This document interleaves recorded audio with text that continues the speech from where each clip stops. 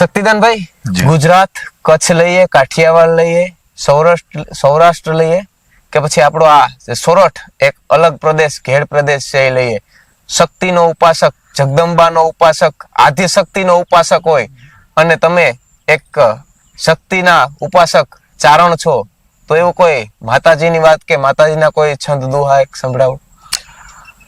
ભારત વર્ષ છે ને રામભાઈ, જી શક્તિ સાધક વધારે છે.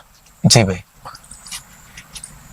શક્તિની ઉપાસના 18 આલમ કરે છે. 18 વર્ણ શક્તિનું સાધક છે.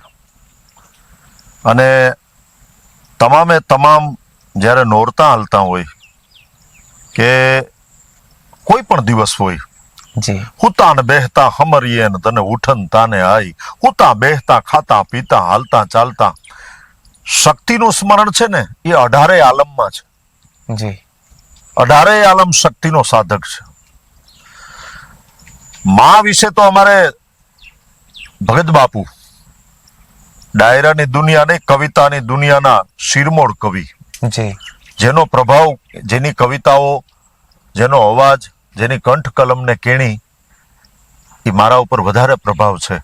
ભગત જી. બાપુ વાહ.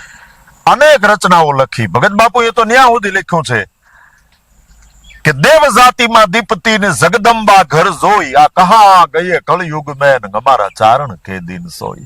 ઝીણપેટ ધારી દિવ્ય કાયા જોગ માયા, જન્મતી દમતી શકળ પરિતાપ તય પગ જગત હવ નમતી હતી ખમકાર કરતી, એ ખોળલી ના પથ્થર ગુણ ગાતા રહ્યા, અણમોલ હા હા ગમ તણા ये દિવસ ક્યાં જાતા રહ્યા. આ ભગત બાપુની કવિતા છે. વાહ.